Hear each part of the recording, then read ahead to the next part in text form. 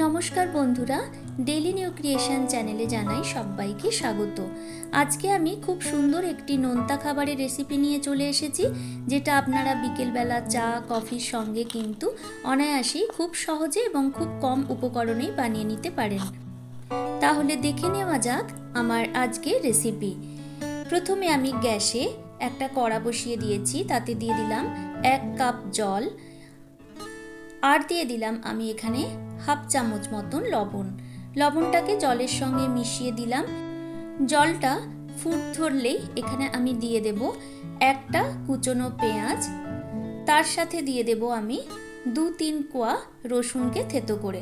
পেঁয়াজটাও অল্প আমি কুচনোর পর থেতো করে দিয়েছিলাম, আর দিয়ে দিলাম খুব অল্প একটু আদা গ্রেট করে, তার সঙ্গে 4-5 কুচি কাঁচা লঙ্কা। ঝালটা আপনারা আপনাদের স্বাদ মতন দেবেন, যে যতটা ঝাল খান। এবারে কিছু গুঁড়ো মশলা দিয়ে দেব। দিয়ে দিলাম আমি হাফ চামচ হলুদ গুঁড়ো, হাফ চামচ ঝাল লাল লঙ্কার গুঁড়ো, হাফ চামচ জিরে গুঁড়ো, হাফ চামচ ধনে গুঁড়ো। এইবারে সমস্ত কিছু খুব ভালো করে মিশিয়ে নিতে হবে। এবারে 1 মিনিটের জন্য আমি ঢাকা দিয়ে দিলাম, যাতে পেঁয়াজ কুচি লঙ্কা কুচি সমস্ত কিছু খুব ভালো করে নরম হয়ে যায়। এরপরে দিয়ে দিলাম আমি এখানে 1 কাপ মতন চালের গুঁড়ো, আর দিলাম 1 টেবিল স্পুন মতন ময়দা। এ জায়গায় আপনারা আটাও দিতে পারেন। এবারে আমি ঢাকা দিয়ে 1 মিনিট এটাকে সেদ্ধ হতে দেব, যাতে চাল গুঁড়িটা ভালো মতন সেদ্ধ হয়ে যায়। তারপর ঢাকা খুলে আমি দেখুন খুব ভালো করে জলের সঙ্গে মিশিয়ে নিচ্ছি চালের গুঁড়োটাকে। খুব ভালো করে মিশিয়ে নিয়ে তারপরে দেখুন আমি দেখিয়ে দিচ্ছি কীরকম হয়েছে। এবারে এটা একটা অন্য পাত্রে আমি এবারে ঢেলে নেব। অতিরিক্ত গরম ভাব যখন চলে যাবে, তখন এটাকে হালকা হাতে এইভাবে দেখুন ঠেসে ঠেসে মেখে নিতে হবে। যদি হাতে গরম লাগে তাহলে একটু ঠান্ডা জলে হাতটা ডুবিয়ে নিতে পারেন। উষ্ণ গরম অবস্থাতেই কিন্তু এটাকে খুব ভালো করে মেখে নিতে হবে। এই সময় আপনারা ধনেপাতা কুচি অল্প দিয়ে দেবেন। আমি এখানে ধনেপাতা কুচিটা দিতে ভুলে গেছিলাম, আমি পরে দিয়েছি। ধনেপাতা কুচিটা লাস্টে দিলে কি হয়, রঙটা খুব সুন্দর থাকে, ধনেপাতার নষ্ট হয়ে যায় না, এবং দেখতেও যেমন সুন্দর লাগে, খেতেও কিন্তু অনেক বেশি টেস্টি হয়। দেখুন এইভাবে ঠেসে ঠেসে মেখে নিয়ে এরকম একটা গোল করে নিয়েছি। এইবারে এটা 1 মিনিটের জন্য ঢাকা দিয়ে রেখে দেব। 1 মিনিট পর এই মণ্ডটা থেকে আমি দুটো ভাগ করে নিয়ে একটা ভাগকে এইভাবে আমি নিয়ে নিয়েছি একটা চাকির ওপরে। এবারে অল্প একটু শুকনো আমি চালের আটা ছড়িয়ে দিলাম, দিয়ে এইবারে এটাকে আমি বেলে নেব। খুব বেশি একদম পাতলাও করব না, আবার খুব বেশি একদম মোটাও রাখবো না, সেই রকমভাবে দেখুন বেলে নিতে হবে। ঠিক আমি যেভাবে বেলছি এইভাবে আপনারাও কিন্তু হালকা হাতে বেলে নেবেন। ওপরে আমি দেখুন আমি ধনেপাতা কুচিটা দিয়ে দিচ্ছি, যেহেতু আমি আগে দিতে ভুলে গেছিলাম।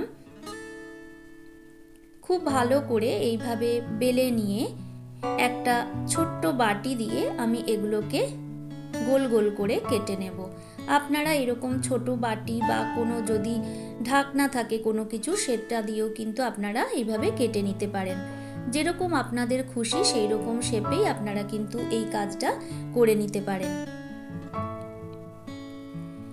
এরপরে কাটা হয়ে গেলে আমি একটা একটা করে এখান থেকে ছাড়িয়ে নিচ্ছি। এবার ছাড়িয়ে নিয়ে একটা প্লেটে রেখে দেব।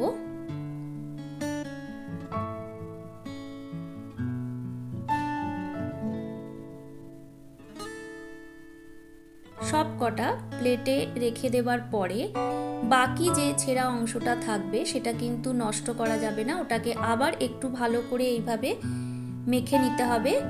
মেখে নিয়ে গোল করে তারপরে এটাকেও আমরা বেলে নেব। বেলে নিয়ে তারপর আপনারা যেরকম শেপ চান সেই রকম শেপ দিয়ে নেবেন। দেখুন আমি যেভাবে করছি ঠিক সেইভাবে করে নেবেন। এরপরে বেলা হয়ে যাবার পর আমি অসমান যে সাইডগুলো আছে ছুরি দিয়ে বাদ দিয়ে দিচ্ছি। যে অংশগুলো বাদ দিয়ে দিলাম ওগুলোকে আবার আমি গোল করে নিয়ে তারপরে বেলে কেটে নেব।